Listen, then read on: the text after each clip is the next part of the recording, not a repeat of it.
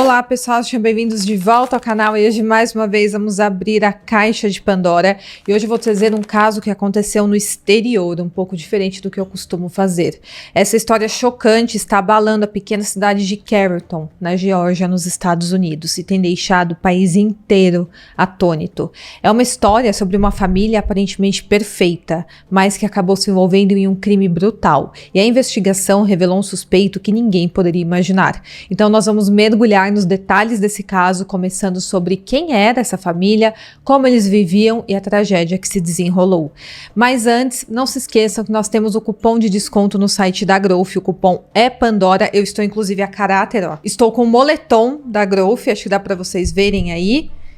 Ele é bem bonito, bem quentinho, então já acesse o site da Growth, utilize o cupom Pandora e garanta um descontão no seu look de academia, no seu suplemento. E eu já deixo uma dica, experimenta o whey de leite em pó. É uma delícia e vocês vão amar. E utilize o cupom Pandora para ter um descontão. Também não se esqueçam que o Método BWay do professor Jonas Bressan, o melhor curso de inglês da internet, está com descontão de R$ 697 no meu link. Você vai pagar apenas R$ 297.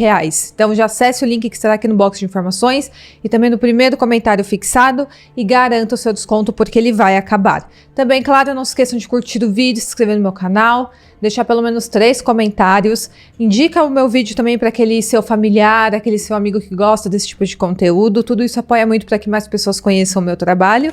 Também não se esqueçam de me seguir na rede social que estará aqui na tela. Lá nós temos um contato mais direto. Fiquem comigo até o final do vídeo. E bora para o caso de hoje. Bom, vamos começar com a família que está no centro desse caso. É o James, de 45 anos, e a Kristen Brock, de 41. E eles eram um casal muito querido na cidade de Carrollton, uma cidadezinha a pouco mais de 1 hora, ao sul de Atlanta, na Geórgia, com 20 mil habitantes. E essa cidade é o tipo de lugar onde todos se conhecem e que crimes cruéis quase não acontecem. E os Brocks eram parte dessa comunidade. Eles também eram frequentadores assíduos da igreja local e aparentemente viviam uma vida sem nenhum problema ou então necessidades. O James e a Kristen viviam uma vida muito estável e também confortável. Eles compartilhavam uma casa em um bairro tranquilo onde criavam sua filha de 6 anos e essa menininha também era o centro do mundo deles. O James, em particular, parecia ser um pai super dedicado. Tanto que no dia 19 de fevereiro, poucos dias antes dos fatos, ele postou no Facebook uma mensagem sobre a sua filha. Ele escreveu o seguinte: "Quando estou deprimido e não me sinto bem, encontro conforto nesta garotinha." E a família também incluía a Sarah Grace Patrick, a filha de 17 anos da Kristen, de um relacionamento anterior. A Sarah, na época dos fatos, que inclusive foi esse ano, estava com 16 anos e ela vivia na mesma casa que eles. Então ela morava com o James, com a Kristen e com a sua meia-irmã mais nova. Mas nos últimos 2 anos, ela também passou períodos morando com outros familiares e não fica claro o porquê. Apesar disso, a Sarah parecia estar totalmente integrada à vida familiar. Nas redes sociais, ela frequentemente compartilhava momentos felizes, tirava fotos com a sua mãe e com a sua irmã e também com o seu padrasto. E ela parecia ser uma adolescente normal, super típica, que usava as redes sociais para compartilhar o seu dia a dia, então nada fora do normal parecia que acontecia naquela família. Os Brocks eram vistos como um exemplo de família unida. Eles não têm registros criminais associados, eles eram descritos por amigos e vizinhos como membros queridos da comunidade, pessoas que inspiravam confiança e respeito, e na verdade ninguém poderia prever que essa imagem de harmonia seria destruída de forma muito devastadora. Bom, diante desse contexto que eu contei aqui para vocês, vamos ao dia em que tudo mudou. Em 20 de fevereiro de 2025, recebeu uma ligação de emergência. A chamada veio da residência dos Brocks. E a pessoa que ligou foi ninguém mais, ninguém menos que Sarah Grace Patrick, a filha adolescente da Kristen. O que os policiais encontraram ao chegar à casa foi uma cena de horror. O James e a Kristen estavam mortos, baleados enquanto dormiam em sua cama. Eles estavam em seu estado mais vulnerável, sem qualquer sinal de luta ou resistência. E o mais chocante de tudo é quem descobriu os corpos. Segundo os relatos, foi a filha de 5 anos do casal quem encontrou os pais sem vidas. A menina, sozinha e provavelmente aterrorizada, teve que alertar a sua irmã mais velha sobre o que ela tinha encontrado no quarto dos pais. E aí a Sarah foi quem fez a ligação para a emergência. Essa sequência de eventos já levanta algumas questões aqui. Como uma criança tão pequena teria ouvido os tiros, entrado no quarto dos pais e depois alertado o adolescente? Por que a Sarah, que estava também na casa, não ouviu os disparos em sua própria residência? E não era uma mansão que eles viviam, era uma casa relativamente pequena. Mas, em contrapartida, isso também é possível acontecer. Tem pessoas que têm o sono mais pesado do que outras.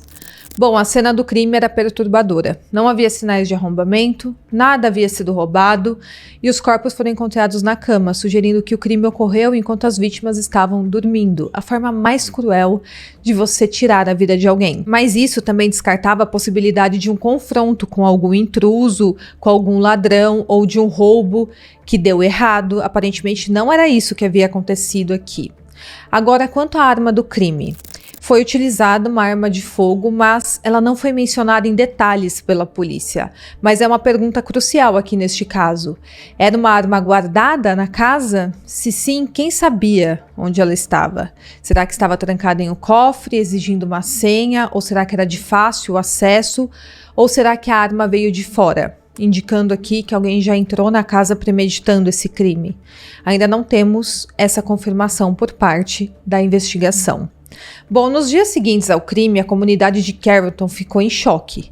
O pai da Kristen ficou devastada pela perda da filha e do genro e ele ofereceu uma recompensa de $5.000 por informações que levassem ao criminoso. Ele disse a um jornal local que o crime foi cometido a sangue frio. E conforme eu falei para vocês, aquela cidade raramente via crimes violentos acontecer. E eles ficaram logo de cara desesperados por respostas, porque ninguém sabia o que havia acontecido ali. Mas, por meses, esse caso permaneceu sem nenhuma solução. E esse ficou sendo um mistério que assombrava a vizinhança, porque poderia ter um criminoso à solta dentro da cidade. Muitos moradores passaram a trancar suas portas mais cedo, desconfiando até mesmo dos próprios vizinhos. E a sensação de segurança que antes fazia parte da rotina pacata da cidade havia sido brutalmente arrancada dos moradores. Imagina você morar em um lugar super seguro e do nada saber que o seu vizinho teve a vida tirada de forma fria e cruel, sem saber se você seria o próximo. Bom, a cada novo dia sem novidades, crescia esse sentimento de que um criminoso calculista ainda caminhava livre entre eles. Poderia ser qualquer um ali da comunidade.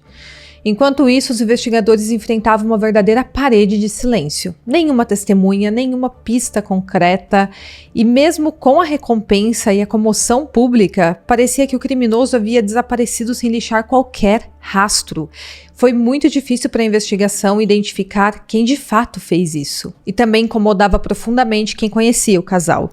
Como uma família tão comum, tão querida, poderia ter sido vítima de tamanha brutalidade.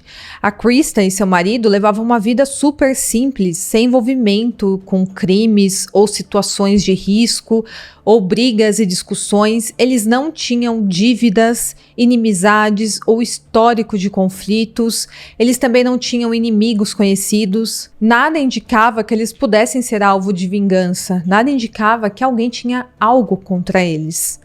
Então seria um ataque aleatório? Uma invasão que saiu do controle? Ou havia algo mais profundo nessa história, mais sombrio, por trás desse crime aparentemente sem sentido? Bom, essas dúvidas começaram a tomar conta da cidade, ninguém sabia o que havia acontecido e, claro, essas dúvidas também pairavam na mente dos investigadores, que passaram a considerar todas as possibilidades, inclusive a de que o criminoso conhecia bem as suas vítimas. Enquanto a investigação avançava, algo inesperado chamou a atenção: o comportamento da Sarah Grace Patrick. Acontece que nos dias e semanas após a morte da mãe e do padrasto, a Sarah não apenas continuou vivendo a sua vida, afinal ela não tinha escolha, mas ela também se apresentou publicamente como a maior vítima desse luto. Ela discursou no funeral da mãe dela e do padrasto, realizado na igreja que a família frequentava. E em um vídeo para uma emissora, ela também falou sobre essa perda que ela estava enfrentando. Ela disse: embora não haja nada que possamos fazer para trazê-los de volta, ainda temos controle sobre como tratamos as pessoas. For those of you who do not know me, my name is Sarah, and I'm Kristen Brock's daughter and James Brock's stepdaughter. I just wanted to say goodbye to my mama and Jamie since we never got the chance to. I was so used to you guys always being here to the point that I never once thought to imagine y'all not being here.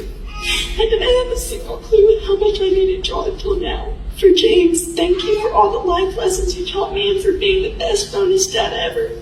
Your heart will finally be healed in heaven and neither of y'all will be in any pain anymore. Although that gives me so much comfort, your fight was not supposed to end there. And for my mother, everything we went through does not define what kind of person or what kind of mother you were. You were a beautiful, kind soul with so much gratitude and so gosh dang strong. I want to remember them for who they were and not what happened to them, and be happy for the time we got to spend together and not sad about the time that we don't. I may always and will always be her sunshine, but she will always be my star from up above. And I know at nighttime I can go and look at Mama and Jamie in the sky, and gladly they will save me a seat in heaven like they saved for you. I'm sorry. E para quem assistia, parecia que a Sarah realmente era uma adolescente devastada pela perda da sua família, tentando encontrar sentido nessa tragédia que havia dominado a sua vida.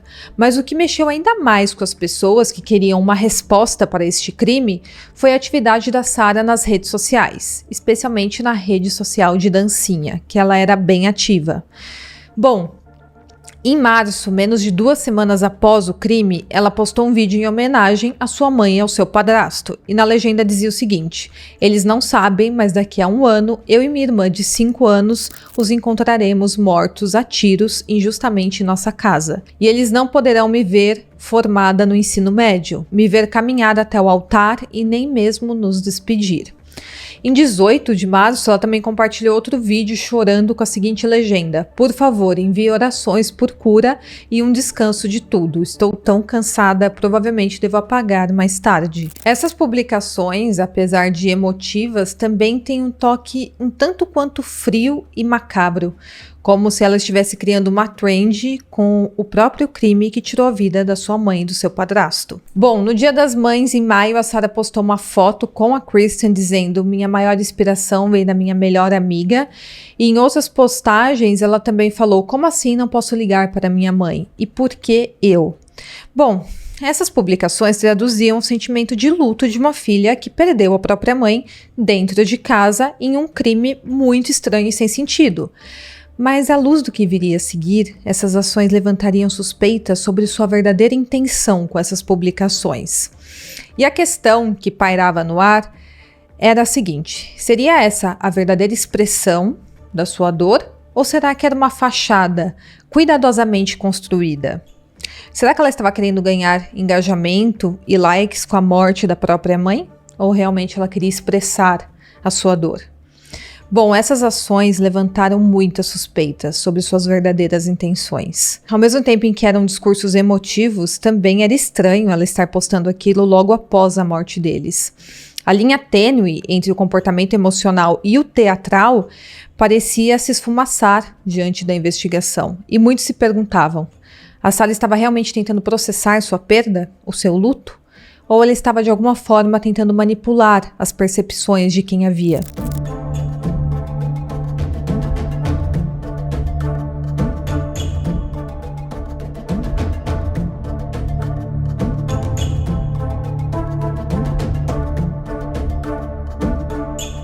Enquanto isso, a Sarah continuava a sua vida. Nas redes sociais, ela alternava entre momentos de profunda tristeza e cenas aparentemente despreocupadas. Em meio às homenagens à sua mãe e ao padrasto, surgiam também fotos e vídeos em que ela aparecia sorrindo, brincando com amigas, ou até mesmo curtindo um dia de sol na praia, parecendo, ao menos por alguns instantes, aproveitar um pouco a sua vida adolescente. O que eu não condeno aqui, afinal, ela é uma adolescente e ela teria que continuar vivendo a sua vida. Mas essa dualidade intrigava quem acompanhava o caso de perto. De um lado, havia a filha enlutada, que escrevia mensagens comoventes e chorava diante das câmeras o tempo inteiro.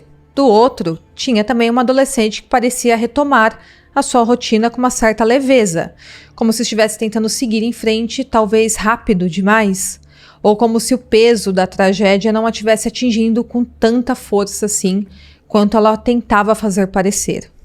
Esse contraste gerou opiniões divididas. Alguns diziam que ela estava apenas tentando encontrar um respiro em meio à dor, como qualquer jovem faria para sobreviver emocionalmente a uma perda tão brutal. Outros, no entanto, começaram a ver essas postagens com sinais de frieza ou até mesmo de insensibilidade.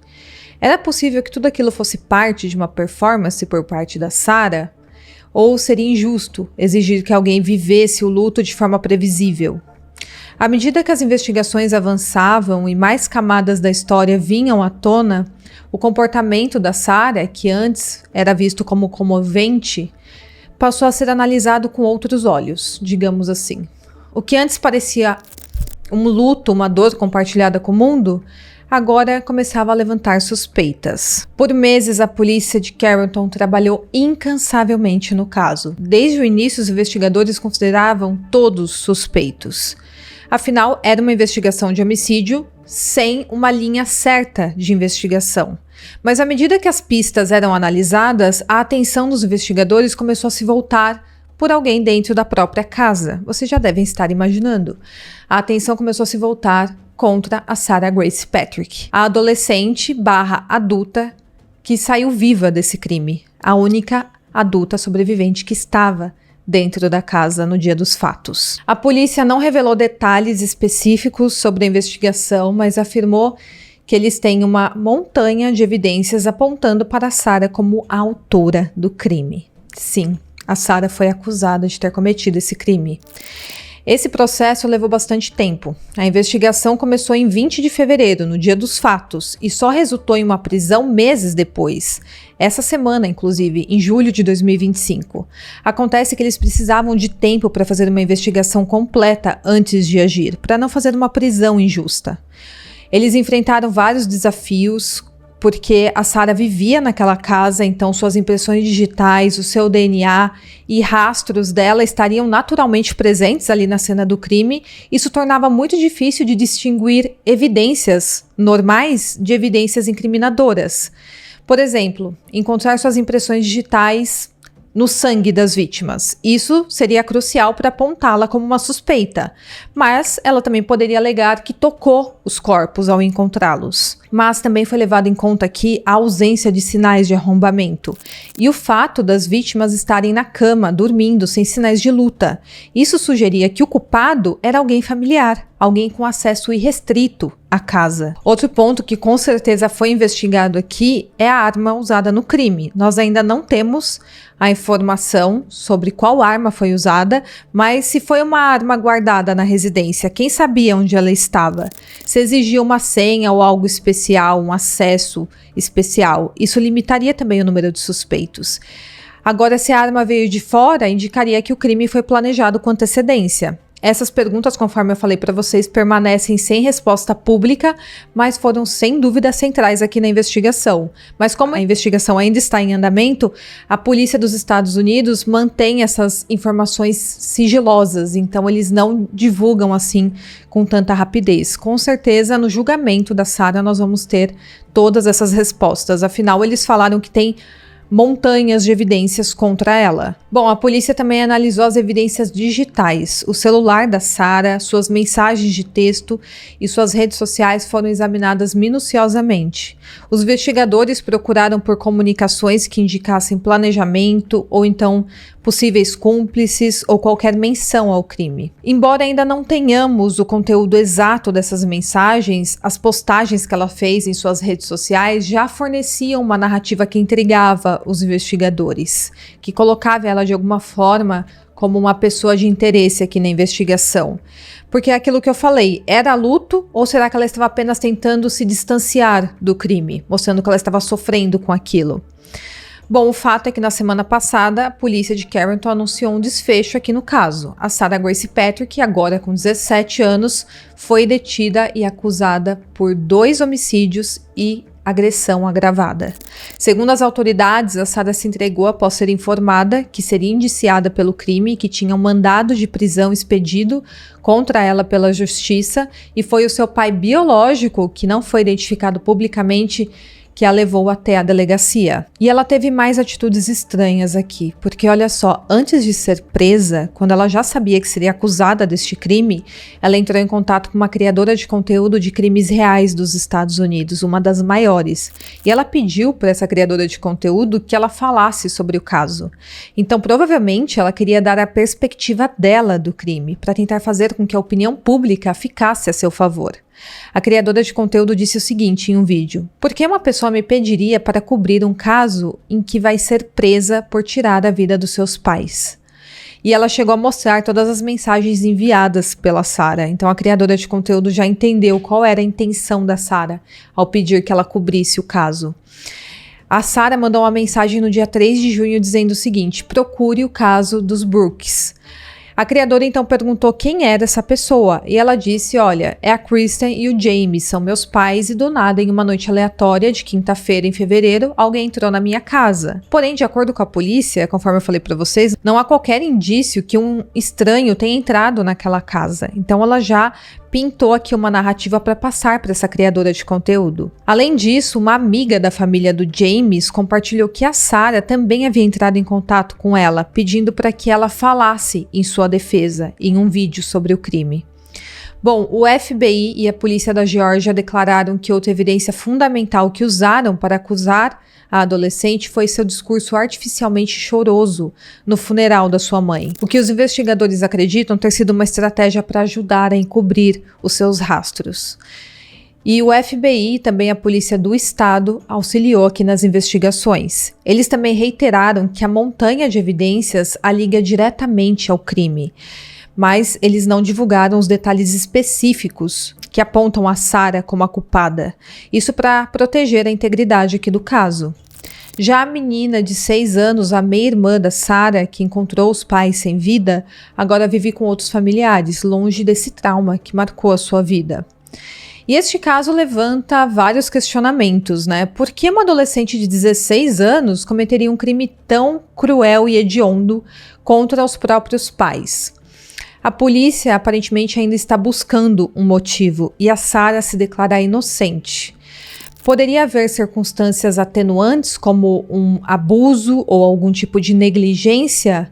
Ou seria algo relacionado ao psicológico e à saúde mental da Sarah? Outro ponto a ser considerado aqui é a idade dela. Ela será julgada como adulta, mas é dito por alguns profissionais da saúde que aos 17 anos a pessoa ainda não está totalmente desenvolvida psicologicamente. Isso pode influenciar diretamente a sua defesa, que provavelmente irá explorar essas questões como o seu psicológico ou possíveis traumas. E a falta de antecedentes criminais por parte da Sarah torna o caso ainda mais enigmático. Aparentemente ela não dava qualquer trabalho, até o dia em que supostamente tirou a vida dos seus próprios pais. As redes sociais da Sarah também serão um elemento central aqui para o julgamento. Suas postagens, que variam de homenagens emocionadas a momentos de aparente normalidade, podem ser usadas tanto pela acusação quanto pela defesa. A promotoria pode argumentar que elas mostram uma tentativa de encobrir o crime, enquanto a defesa pode alegar que refletem o luto de uma adolescente imatura. Bom, esse caso tem repercutido muito nos Estados Unidos e algumas emissoras chegaram a falar sobre aqui no Brasil também, e à medida que este caso avança para o tribunal, o mundo estará assistindo. Bom, a história da Sarah Grace Patrick é uma tragédia em muitos níveis. É uma família destruída, uma criança de 6 anos vivendo sem os pais e uma menor de idade cometendo um crime hediondo. O que levou essa adolescente supostamente tirar a vida da sua mãe e do seu padrasto? Essa é a maior pergunta desse caso. E como uma criança também de 6 anos irá carregar o peso de ter encontrado os próprios pais sem vida? Bom, o casal deixa 7 filhos, frutos de relacionamentos anteriores e também do relacionamento atual deles. E caso seja condenada, a Sarah poderá pegar prisão perpétua sem direito à liberdade condicional. E aqui demonstra a diferença, né, de condenação entre o Brasil e os Estados Unidos. Essas últimas semanas eu cobri diversos casos onde menores de idade cometeram crimes e eles ficaram no máximo 3 anos ali, protegidos pelo ECA em internações provisórias. Enquanto isso, nos Estados Unidos, uma adolescente que cometeu o crime aos 16 anos, supostamente, pode pegar uma pena de prisão perpétua. Bom, o crime ainda está em investigação, apesar da Sarah já estar presa, e as autoridades ainda estão pedindo que qualquer informação relacionada ao caso seja repassada à polícia, na esperança de elucidar completamente este crime. Bom, pessoal, esse é o caso de hoje. Deixa aqui nos comentários se vocês gostam quando eu trago casos internacionais. Eu acompanho bastante casos internacionais e também gosto de trazer aqui para vocês. Eu espero muito que vocês tenham gostado e até o próximo vídeo.